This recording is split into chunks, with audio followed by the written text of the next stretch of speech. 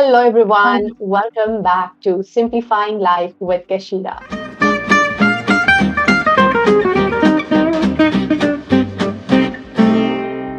A few weeks ago, you must have seen on my page, I shared a short video where I opened up about something deeply personal, the fear of not being good at it.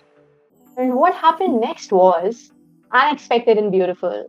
A message arrived in my inbox from someone I'd never met before, a heartfelt note, and that led into a quick introductory call. And in that short conversation, we just knew we had to do our podcast episode together. So, ladies and gentlemen, that someone is today's guest. His name is Joshua Schulman. And Joshua is not only a public speaking coach, he's a sales trainer with over 25 years of experience.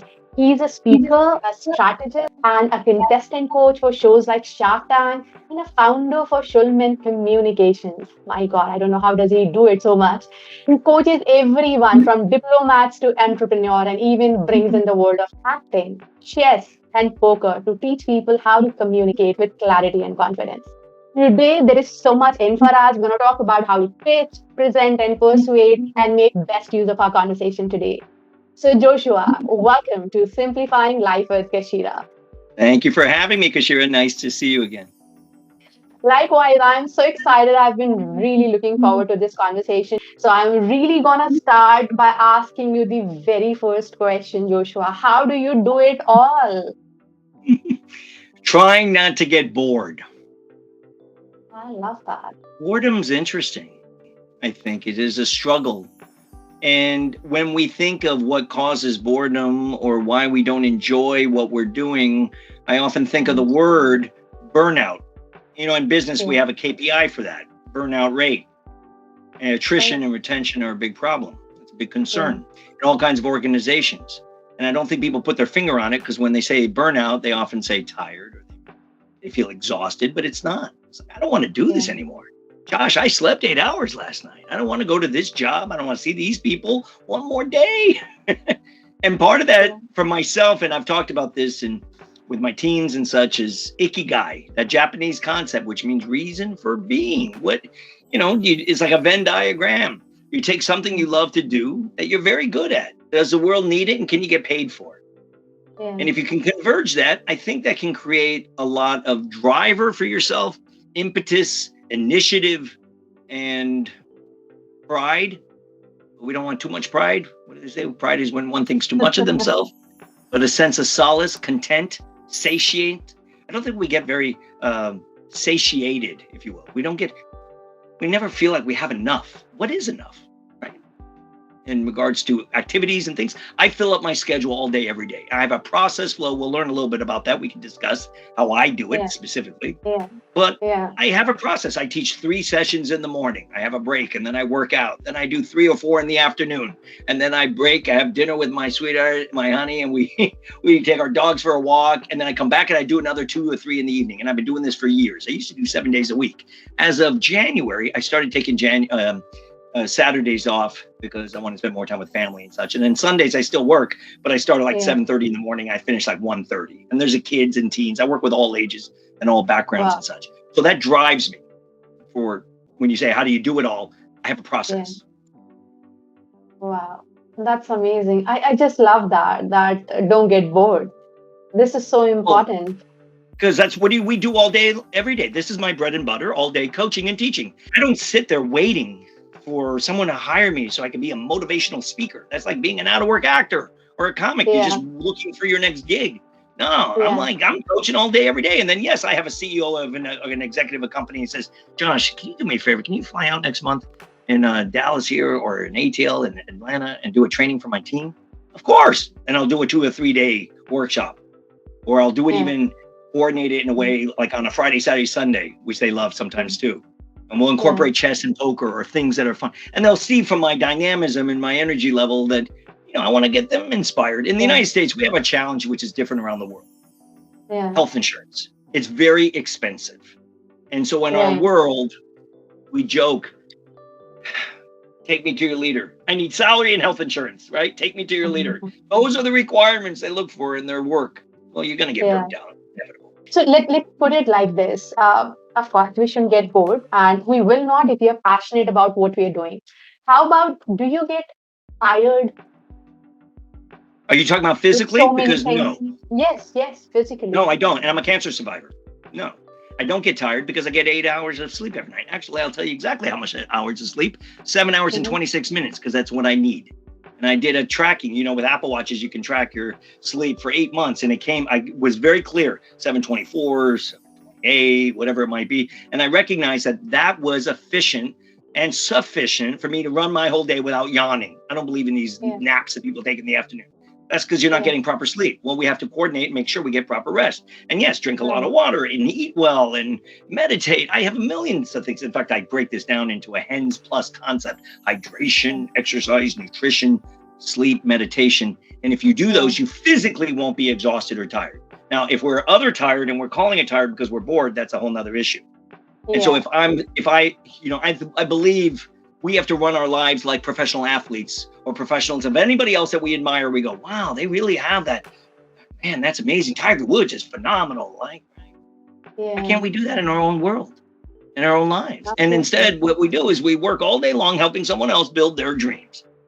Yeah, And I'm not living in a fantasy land. I think, though, the pursuit of finding something that is fulfilling and yeah, entrepreneurship is something people should pursue. I think we need to learn about it more in school. I think people need to understand how that can give them some, not only provide well for their family. For instance, selling. If people go to my website, learn how to pitch, present, and persuade. If you can absolutely. persuade and convince effectively, you will never be out of work. Every product, Mm. every company, every service needs a salesperson to Yeah. sell their services. There's nothing wrong with that. And if you do it well, you'll never be out of work.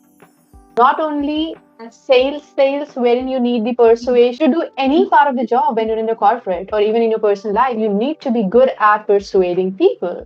And I see Stakeholders. it as stakeholders. And I don't see it under a negative light. I think it is one of the most positive skills anybody should have. Because in But return, it we gives you lose our that kind of sincerity. confidence. If Yeah. people aren't genuine about it and they're not sincere, then it's not obviously truthful to either Yeah. side, and everybody's playing a Yeah. charade. And what has Yeah. happened is it's got a bad rap, because if people sell a used car and they know it Yeah. doesn't work properly, then obviously there's an issue of integrity or Yeah. ethics. If you Absolutely. don't have Absolutely. solid integrity about what you do and why you do it, you cannot Yeah. sell efficiently. Yeah. Yeah. That's more of a manipulation, I would say. So, yeah. Yeah, and that's concerning, but that exists in everything. But in Absolutely. speech, communication, people give a toast or they do this, they might get a pat on the back. Yeah. You and I know with stakeholders or in Yeah. sales, you don't get that proverbial pat on the back. You either get the deal or you Yeah. don't. That's why I Yeah. joke a lot, or I talk about words and being more effective in use of words. And I use the word efficacy because, in medicine and pharmaceutical, it's an important word, whether the drug works or not. Yes. Well, what about words? Are we being evocative? Do we make people think? Provocative? Mm-hmm. Are we pushing buttons intentionally? And so Mm-hmm. I think that being aware that, are problematic in getting across ideas. How can we be more precise and concise? That means we Yeah. need to learn more vocabulary. And I'm working with people all over Absolutely. the world, of course, Mm-hmm. with English as a second language. That's a unique niche. And not Mm-hmm. just definite articles and plurals and pronouns and prepositions, but Mm-hmm. idioms and vocabulary that we use in business that make a difference. And I Mm-hmm. often talk about how native speakers struggle too, where they cannot tell the difference between, let's say, a metaphor or a simile Yeah. or Yeah. onomatopoeia or malaprops or alliteration or anaphora or any of what we call rhetorical devices. Yeah. Those are not fancy showing off utility of language.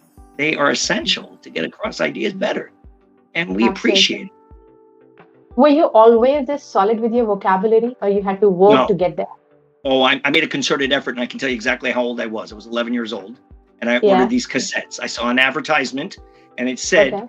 for every new word you learn, add $5 to your vocabulary.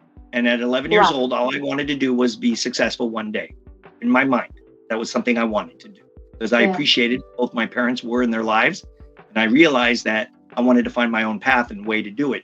And one thing I Mm-hmm. noticed, my dad, who was a federal prosecutor, assistant U.S. attorney, a lawyer, was very precise in what he said and how he Mm. said things. And I admired that.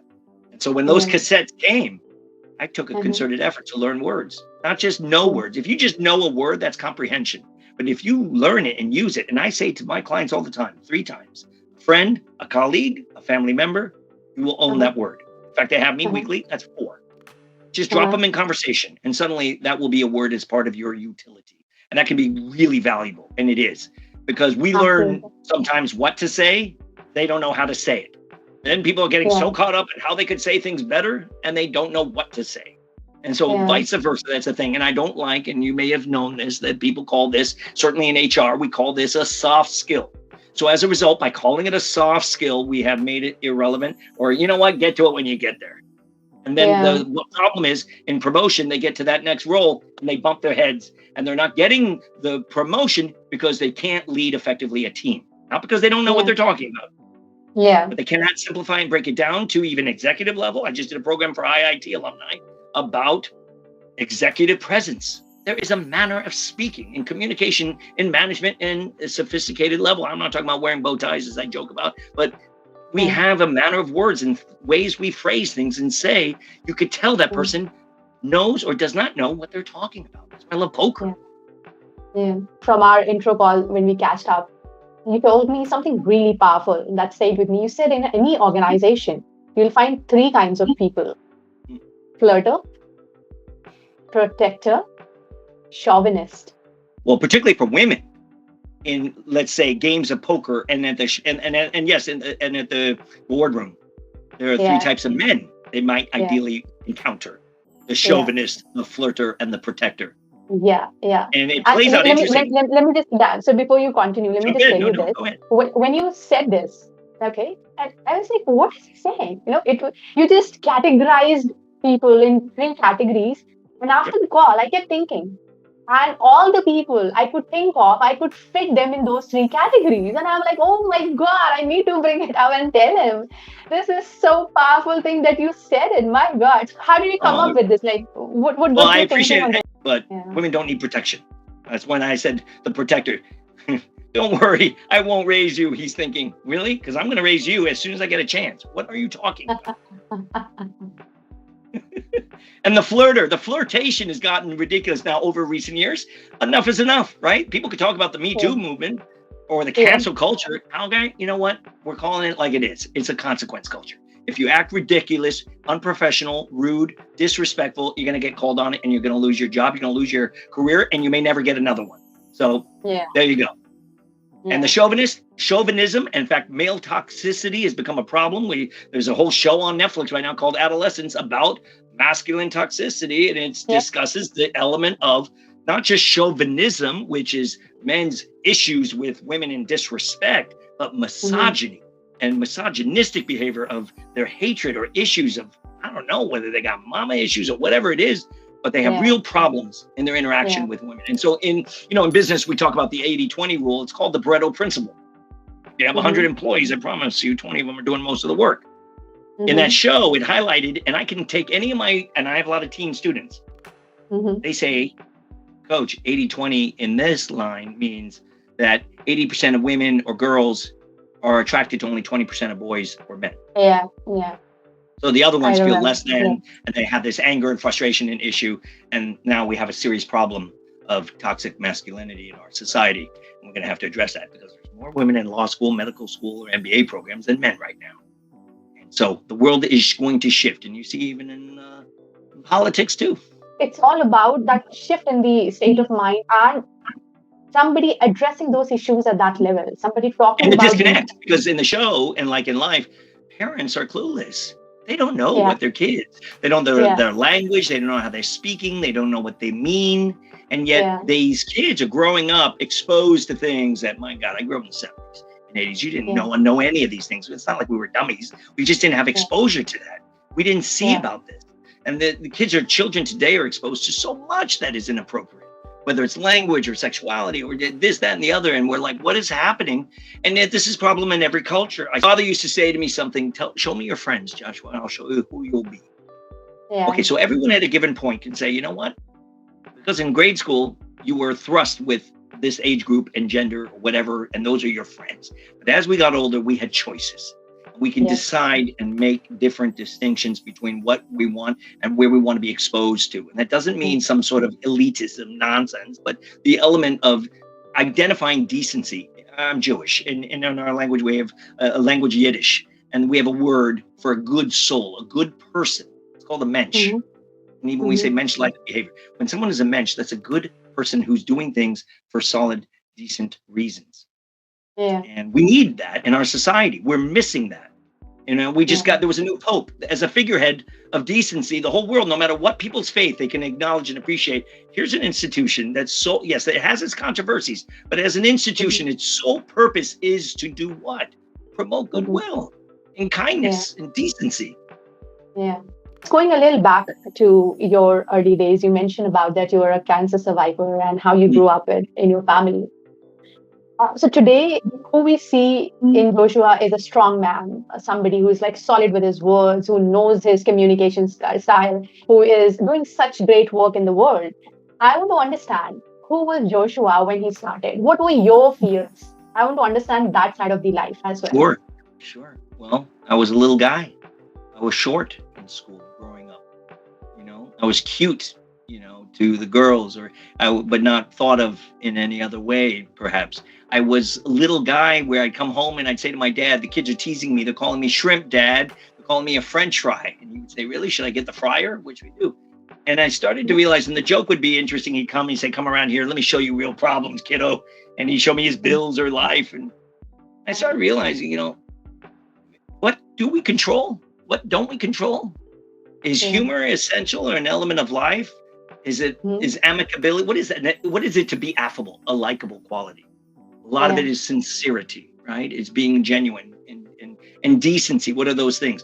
And so I started to recognize those are certain qualities and things. And I had struggled because as a little boy, even in elementary school, I had a little bit of a stutter and a lisping, and there was some challenges. I remember we were going to a speech coach, and then yet it became something I became very aware of as an actor. And I loved Shakespeare, and Shakespeare is very precise. I had a Shakespeare company too. And as an acting coach, I work a lot with people with Shakespeare because Shakespeare is different than other kinds of forms of acting. It's not about talent, and I don't believe in talent anyway or natural ability. I believe in skill set building. And Shakespeare, it is written in what's called iambic pentameter. It's a meter of the line. You have to learn that. You have to understand. Example, as young as I am, I have observed these three swashers. I am boy to them all three, but all they three, though they would serve me, could not be man to me. For indeed, three such antics do not amount to a man. That is iambic pentameter. That meter has structure. Well, I started to appreciate that speech has that too. When we're presenting, and one of my clients gave me a nice review recently that I'm not just turning out presenters, but performers. Otherwise, just send me the deck. There was a presentation value. And that's what I always appreciated about studying and learning acting. But I didn't want to be a famous actor. That wasn't my real ambition. And so dynamics of that become part of it, which drove me. And yet we don't know what we don't know. I didn't identify Nicky Guy. I thought I wanted to be an actor. And then I realized I don't want to be twiddling my thumbs waiting for a gig. And I loved theater. I love theater, but you can't make a living in theater. You just can't. So then what was it going to do? Well, get me in front of 500 people or recently 1,000 people. That's performance. And I get to, and I'm being judged, my words, my thoughts. They're looking and judging me. I like that. As opposed to actors have a script and a fourth wall. It's a different form. So all of those things I started to cultivate. And then later in my life, when I encountered ordeal or stressors like cancer, I had a choice. Mark Twain says, if it doesn't matter, I don't mind. And if I don't mind, it doesn't matter. So I did my chemotherapy on Friday so I could be back to work on Monday with my clients, because he says it took about 2 or 3 days to have clarity of mind. And then another week and a half later till the next treatment. And then boom, I started getting out there. My girlfriend cut my hair. She's a hairstylist here in LA, makeup artist. She said, I'm going to shave your head. I said, what do you mean? She said, cancer doesn't get to take away your hair. I'm going to shave your head. And so 6 months later, I finished that treatment. I got back out there, started doing my programs and workshops. I had a bald head. People were curious what that was all about. When the cancer organizations came up to me and said, you're a business coach, a speech coach, an acting coach? Come here. We need you for speeches. I said, wait, hold on. Don't make me cancer boy. That's not my identity. But it was a very important part of my life and my struggle. Yeah. And Viktor Frankl, there's a great book. And if your folks aren't familiar with it, it's called Man's Search for Meaning. And he was an Auschwitz survivor, from the concentration camp. And then he became a psychiatrist. And then from that, he was able to help people. How are they going to manage ordeal and struggle or stress in their life? And I did that with that because I was determined from the get-go, I'm not going to just survive cancer. I want to thrive through this experience. So when the doc said, listen, my man, you got to take 4 months off focus only on your health. I'm thinking, really? Because are you paying my bills? No. So it wasn't mine out, like it didn't matter. I did the things I needed to do. But I believe attitude, whether it's in cancer or life struggles or any problems we face, is a big deal. People say, I've never seen you sad. Okay, I have sadness in my life. I will have struggle, I have problems, but I know how to do a skill set, which is compartmentalize it, where I'll take it. Right now, in this hour, you and I are talking. There's nothing I can do about any other concerns that I have, whether it's my sweet mama or this or that, wherever things are going on. But for this hour, I can't. So I can put it in this fancy little neat box, and I'll get to it later. That's an ability. It's a discipline. It's a skill. It's the same reason why we try and eat well or exercise or do anything we don't feel like doing, or utilize common sense, which is not that common. You spoke about something really interesting, compartmentalization, which is a really powerful skill for people to have. And I also read it somewhere, as per the research, males are pretty good at compartmentalization in comparison to females. So I wanted to understand two things from you. Number one, do you think that is the case? And number two, if somebody wants to build on this skill, how can they do so? People who come with scattered thought process and they really want to learn and make their lives better, what would you advise them?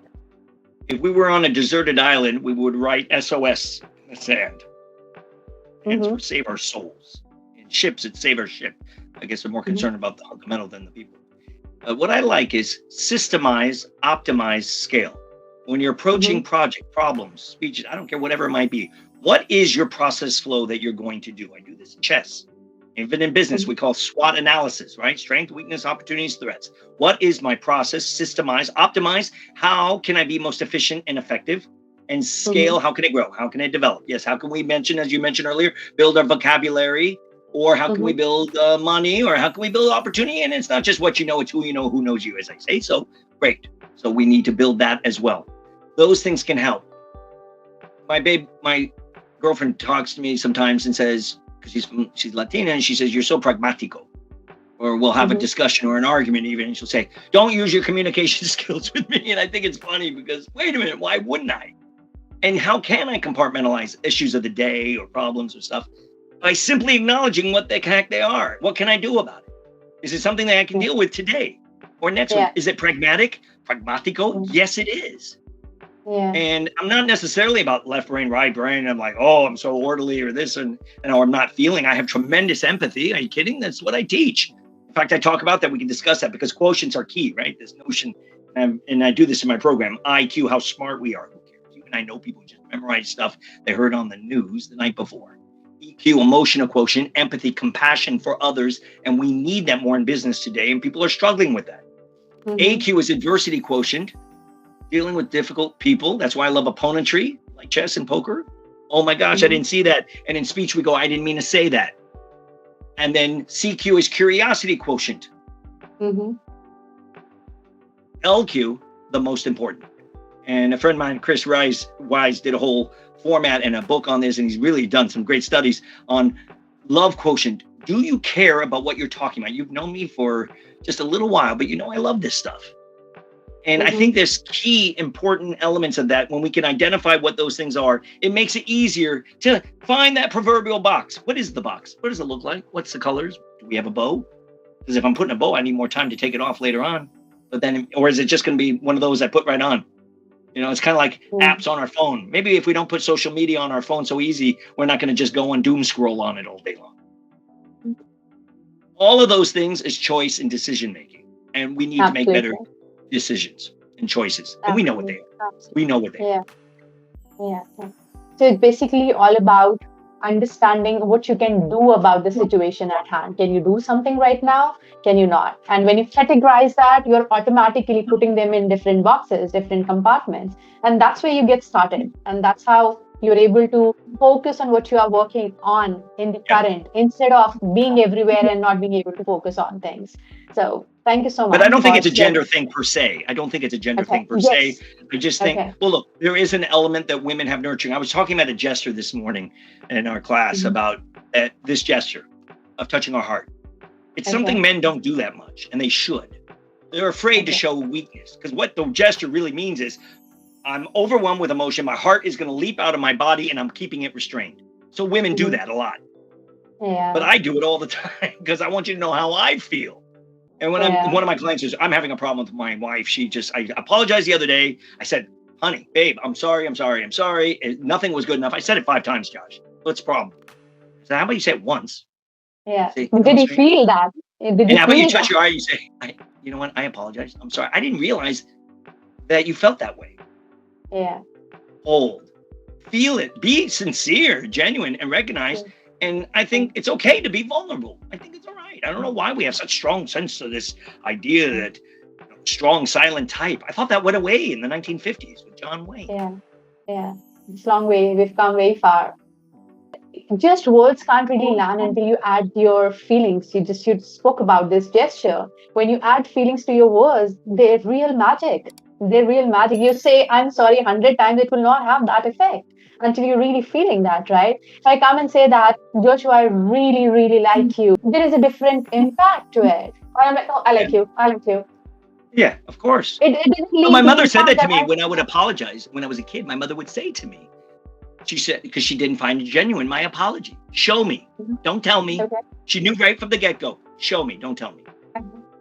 And I always thought that maybe that would be more effective to demonstrate. In fact, I teach that. We call it demonstrative speeches about how to do something. But maybe if someone recognized that you know where you went wrong and how you could rectify it. In fact, I think speech structure should be thought of chronemically. The way things used to be, the way things are now, and the way things will be in the future. Because that's how people are going to process and listen to you. And so if every action has a reaction, and humans have a certain sense of predictability, that can help us tremendously. Some very simple things in life and yet so powerful. It's just about, as I keep saying, just a little shift in the state of mind and that can really bring real magic. That's amazing. Thank you for touching on that.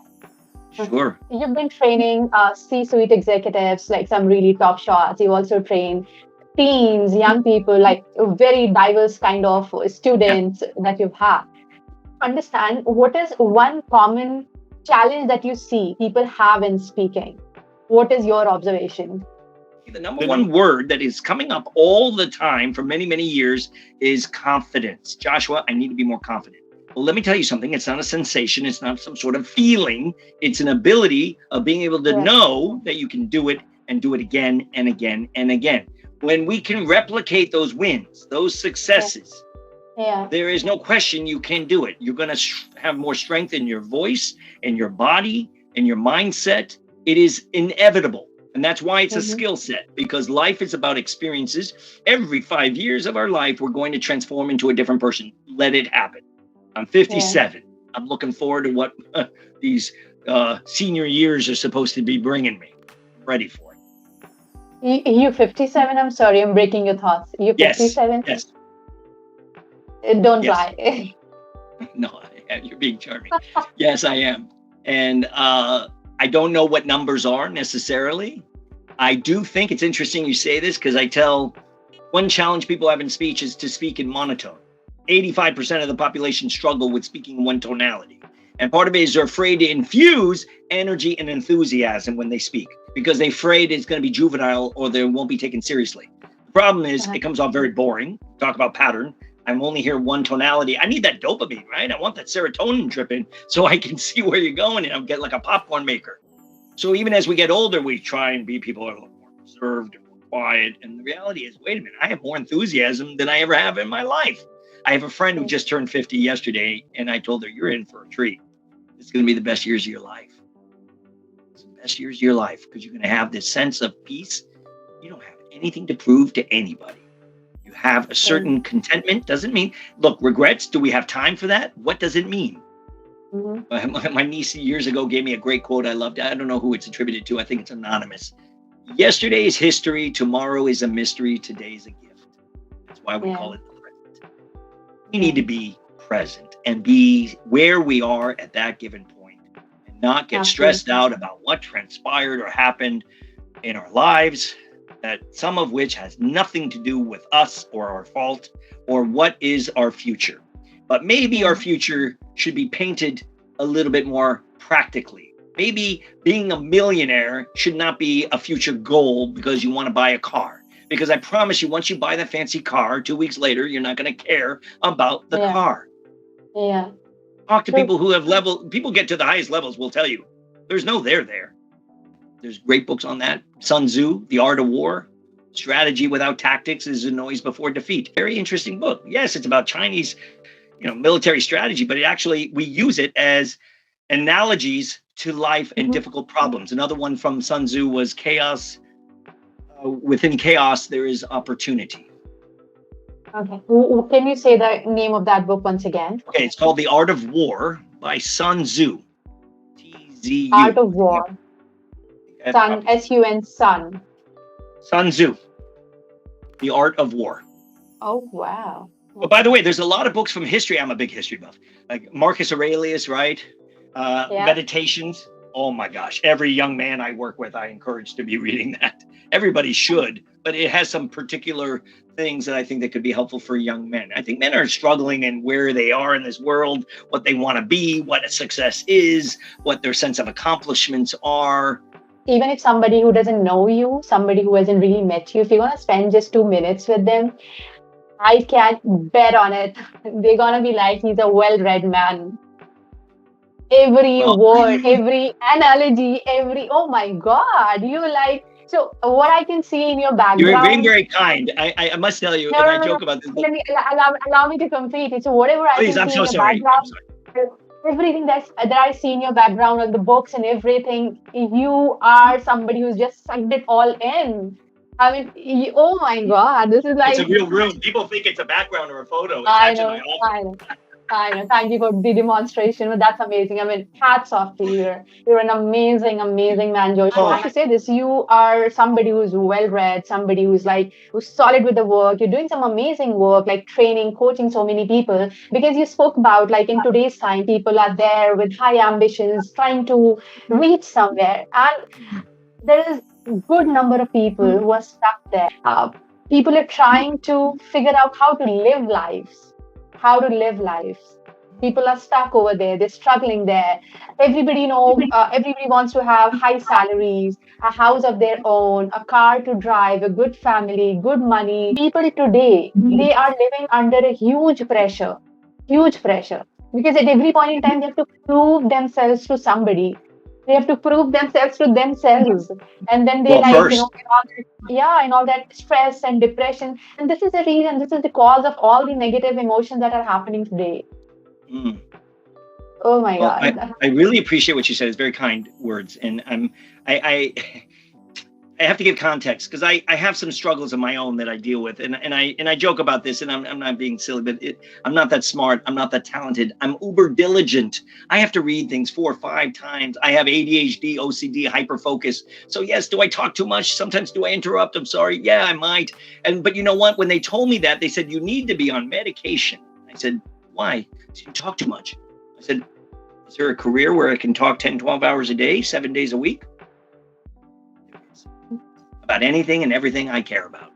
And I don't have to be a grandmaster to teach chess. And I don't have to be the winner of the world championship of poker to be able to teach poker effectively and not get caught up in the gambling dynamic, but understand about decision-making and choices and mitigating error mistake. And because those are the skills I want to take away. So I think the folks you're talking about that are thinking and feeling that way, what can I do in my life that does not cost $1 zillion to better myself? We have access to YouTube or all kinds of amazing stuff. You can't afford books and buy the books. Don't buy the books anyway. Go to ChatGPT and say, what are the 5 top takeaways that Coach Josh just talked about in that book?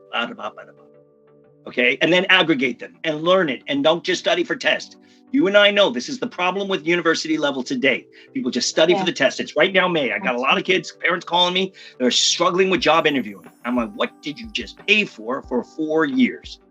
Yeah. And so that is part of that struggle that we don't know what is the applicable skill. And listen, I do a program on this for children called Skills Successful Kids Implementing Life Lessons. But we need to get out of all these useful careers. And my culture is Jewish, and my friends who are Indian, I have a lot of friends of Indian. Pratik tells me, he said, Joshua, in my culture, you have to be a doctor or an engineer.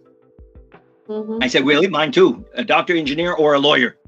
He said, oh, well, Okay, threes are good. We could be a doctor, an engineer, but if we really want, we could be an engineer.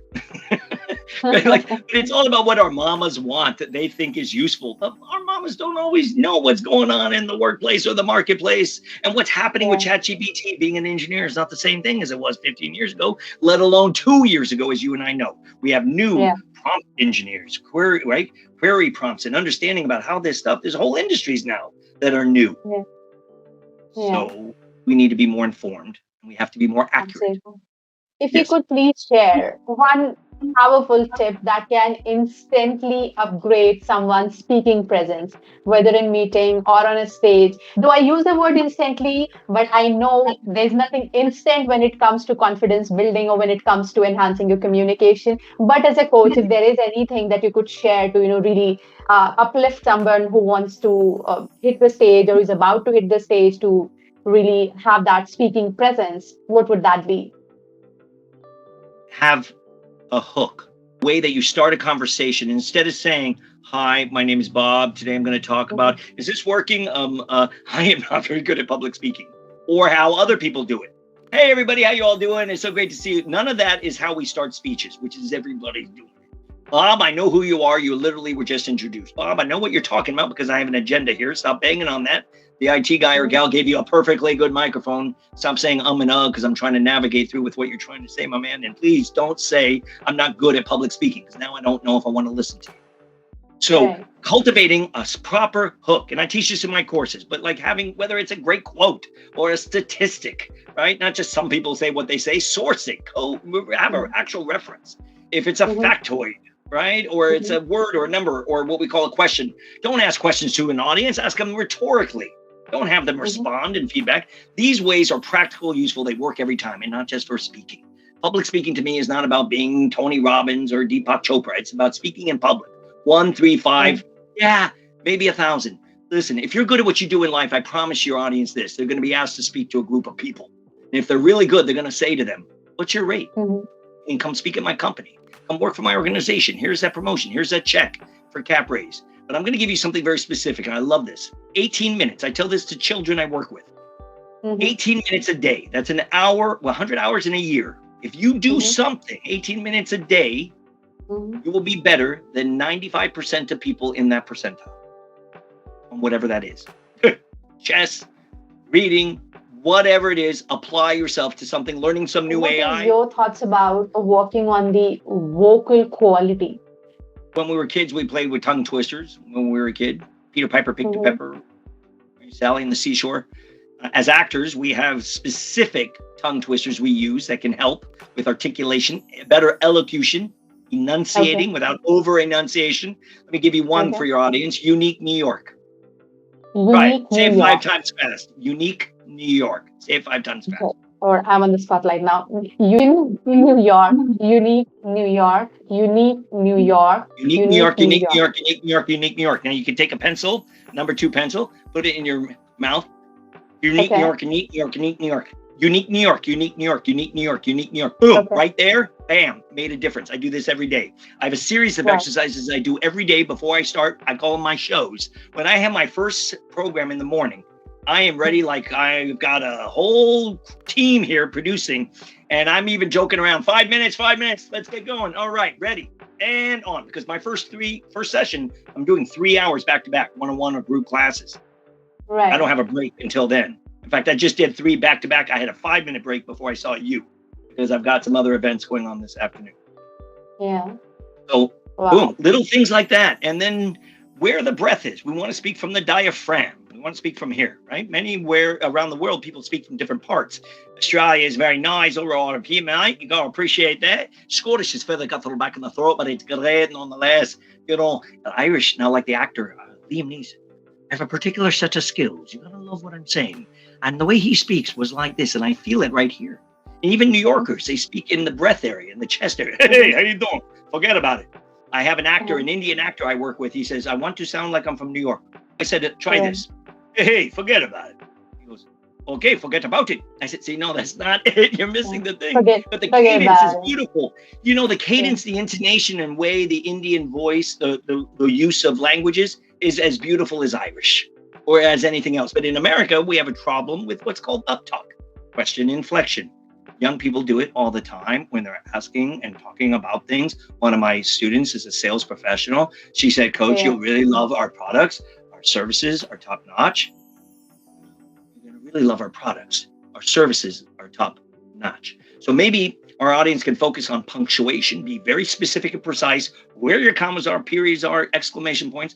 And yeah, I'm a mad scientist. I get in there with this stuff, and my students get to get up each week and speak and present for them, and I give them notes, and we build on it week to week. And when you enunciate words properly, when you focus on the punctuation, I think the word quality is so different when you are speaking very loose or you're speaking very fast and you do not have a grasp of it. For example, I can see you speak really fast, but you have that solid command on your words, right? So this is where people need to understand. I think sometimes people get influenced, or I should say swayed by fast speakers, and they think that they can copy, but it doesn't work for everyone. What do you think Let me about touch that? on that, because I think there are 4 things they can implement. And you may notice when I'm speaking, I am doing that.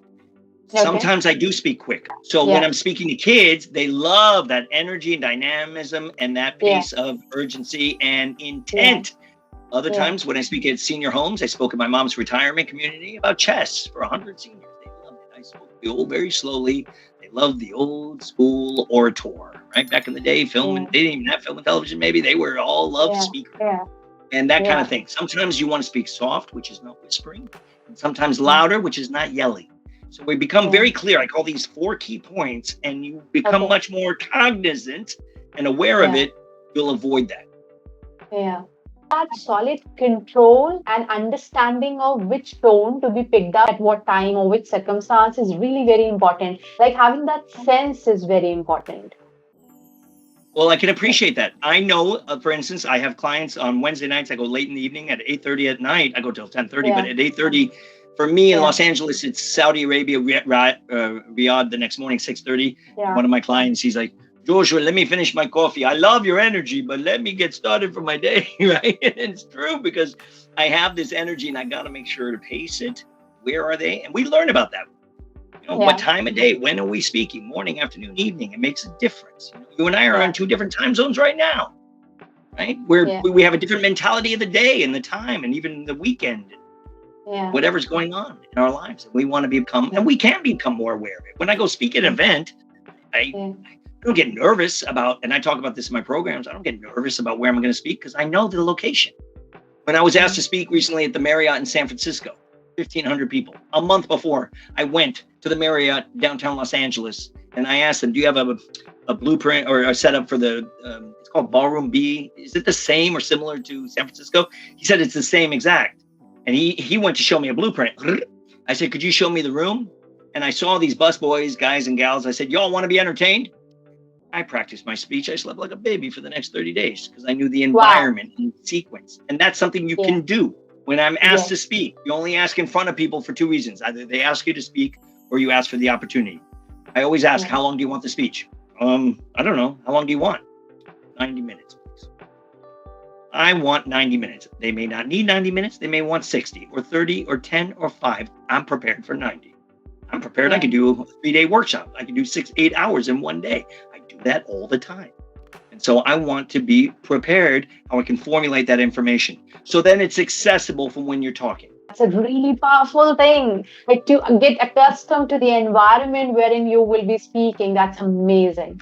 Amazing. Conference rooms, classrooms, right? Any kind of setup, Zoom, online. By the way, you may notice 3 things. Let me give this as pro tips before we leave today. I'm looking at you the whole time. You notice I'm not looking at other parts of the screen. You know, it's fancy here. I have 7 monitors because it's like Matrix, because I'm weekly talking to a couple hundred people. I just move them on other screens because they're all muted and blacked out anyway. But if I see your image on there, if I talk to you like this is not going to be very effective. But I use this lens. I call it use the lens, UTL. I'm an avid cyclist, bicycle, reflectors tape. I cut a little square, right, boom, on the lens. The second thing you may notice all this time, I've been standing.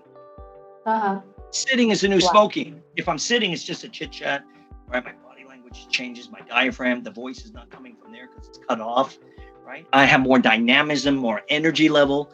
My engineers, I work with everybody these days, Apple, Facebook, Google, they say, well, we give our updates seated. I'm like, Yeah. no, get up, write something on the board, have a couple slides. Your boss walks in and says, that is a leader. Your team sees you and says, that's a leader. In sales, for stakeholders, I say, get up, write something on the board. Find some reason, have a couple slides. I don't care. You increased your close ratio 65%. And by the way, I'm standing on something interesting. This is a balance board. Oh, wow. I'm not doing a workout. I promise you. My calves are like rocks, though. But while I'm speaking, my metabolism is really increased. And what is happening? Oxygen to my brain. So rarely as I'm talking will I say, like you know. Rarely as I'm talking, my hands will be flailing to the left and to the right. And rarely will I be looking to the left and the right, wondering what I'm going to say next. Forgetting what I'm talking about. So those concepts or ideas become essential. And I think that's important. Also taking good notes. But also, as you and I are speaking, I'm not reading notes. I'm not using pieces of paper. Yeah. Because we're talking about a subject that I know about, I love. You're not talking about macrobiotics. Yeah. That's so beautiful. Thank you so much for sharing that pro tip. I really appreciate that, Joshua. And I know we have come very close to our time, and you have tons of sessions even after this call. So I'm going to respect the time that we've taken in diary. So on that note, Joshua, thank you so very much once again. Just amazing having this conversation with you. I mean, I'm intentionally emphasizing that word because I really loved the conversation. I was thinking, how are we going to navigate this conversation 60 minutes? 60 minutes, they just vanished. So thank you. Thank you for that. Thank you for having me. I appreciate it. Thank you so much, everyone. Until next time, keep simplifying life, one honest conversation at a time. Thank you, everyone. See ya.